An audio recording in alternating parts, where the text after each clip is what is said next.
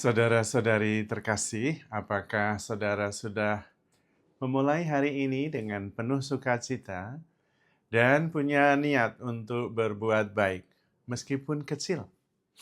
Semoga Tuhan memberkati niat baik saudara. Mari kita hidup sepenuhnya, karena hidup itu luar biasa. Kita mendengar ajaran Tuhan yang luar biasa.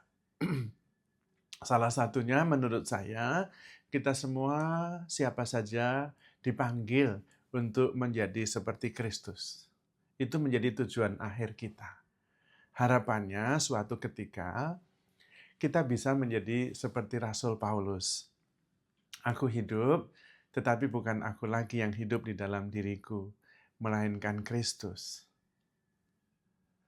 Dan memang itu yang dianjurkan juga oleh Tuhan. Barang siapa mau mengikuti aku, dia harus menyangkal diri, memikul salibnya, dan mengikuti aku. Ujung-ujungnya adalah mengikuti Kristus, menjadi serupa dengan Kristus. Itu artinya kita memancarkan Kristus. Dan bukan sulit karena sebetulnya kita sederhananya adalah memancarkan kasih. Karena Allah adalah kasih. Dan kasih itu memancar. Kasih itu mengalir. Kasih itu meluap. Bukan sesuatu yang kita usahakan. Kalau saya berusaha untuk mencintai, saya mencintai, akhirnya bukan cinta. Karena itu adalah kegiatan ego. Persis cinta adalah membongkar ego, menyangkal diri, sehingga yang meluap itu adalah kasih dari dalam diri kita, yang sejak semula kita adalah serupa dan segambar dengan Allah sendiri. Maka memang perjalanannya adalah perjalanan untuk pelan-pelan menyadari kehadiran Tuhan di dalam diri kita. Sehingga yang berbicara, yang bertindak, yang berpikir, itu adalah Tuhan.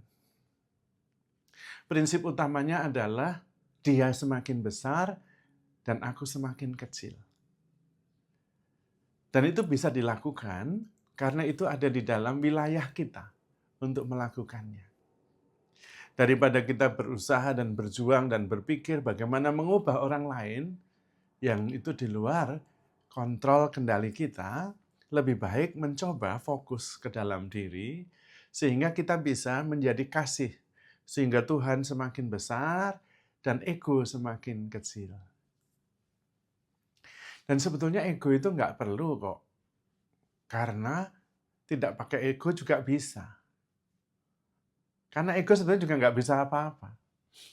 Bernafas, itu ego juga nggak bisa apa-apa. Ego melarang bernafas yang nggak bisa, mengendalikan bernafas juga nggak bisa. Jantung, ego mengontrol jantung juga nggak bisa. Jadi bernafas tanpa ego juga bisa. Jantung bekerja tanpa ego juga bisa. Lambung, pencernaan, mencerna makanan, tanpa ego juga bisa. Jadi sebetulnya ego itu nggak bisa apa-apa.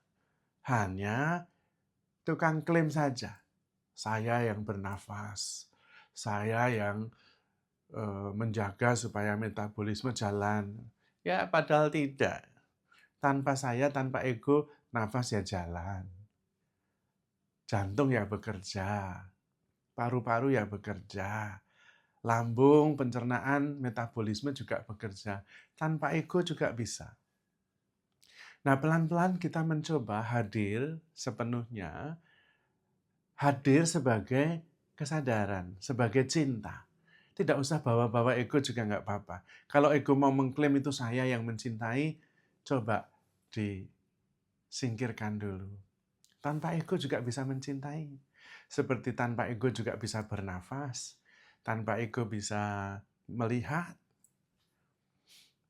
Bisa merasa. Dan kemudian yang ada adalah kasih yang meluap. Ketika ego itu hilang atau luruh, maka yang ada adalah luapan kasih yang tak terbendung dari dalam diri. Karena kemudian tanpa ego yang ada hanyalah kasih. Citra Allah. Dan dari situ kemudian orang melihat, bukan lagi melihat saya, melihat ego, tetapi melihat Kristus yang hidup di dalam diriku. Sehingga kita sungguh-sungguh bisa mengikuti Kristus, menyangkal diri. Dan dengan cara demikian juga, kita berjuang supaya setiap kali kita melihat, oh ini yang makin besar, ini saya nih. Maka hening dulu, sadar dulu. Ini berarti ego yang bekerja. Maka kita sadari ego itu dan kemudian biarkan Tuhan kasih yang nampak. Kalau saya semakin besar, itu berarti ego yang semakin besar. Prinsip ini membantu sekali bagi kita untuk sungguh-sungguh hidup sebagai kasih, sebagai kesederhanaan, sebagai keterbukaan, yang mampu menerima siapa saja, mensyukuri apa saja, dan yang kemudian yang hadir adalah kasih itu sendiri, yang selalu terbuka untuk menerima, menghargai, mempercayai siapapun juga. Karena di sana ada Tuhan, ada Roh Kudus yang bertahta di dalam setiap pribadi. Ada juga Roh Kudus yang menjiwai seluruh ciptaan. Dan kemudian kita menyadari bahwa kita ada di dalam satu kesatuan. Karena kemudian Roh Kudus yang makin besar dan aku makin kecil. Dan roh itulah yang kemudian bersatu dengan Roh Tuhan sendiri. Karena itu kita terus dengan sukacita dan syukur hadir sebagai kasih, sebagai penerimaan, sebagai rasa syukur, sebagai keterbukaan. Dan kemudian tidak ada satupun yang tidak diterima, tidak ada satupun yang tidak dihargai. Kehadiran kita adalah kehadiran Tuhan. Kehadiran kita adalah kehadiran kasih. Bukan lagi apa yang kita lakukan, bukan lagi apa yang kita katakan, tetapi siapa diri kita. Kita adalah kasih itu sendiri. Hanya seringkali egoisme menelikungnya, mengklaimnya, dan kemudian kasih itu terhambat. Tetapi ketika ego dilepaskan, kasih itu meluap seperti tembok yang jebol, sehingga bisa mengalir kemana-mana. Dan setiap orang yang mengalami kehadiran kita, mengalami kehadiran Tuhan, mengalami kehadiran kasih itu sendiri. Maka saudara-saudari terkasih, mari kita terus berjuang, menyadari bahwa kita adalah bait Roh Kudus, dan pelan-pelan kita menjadi semakin kecil, dan biar Tuhan yang semakin besar. Semua orang dipanggil ke sana, karena kita semua adalah citra Allah, serupa dan segambar dengan Tuhan sendiri yang adalah kasih.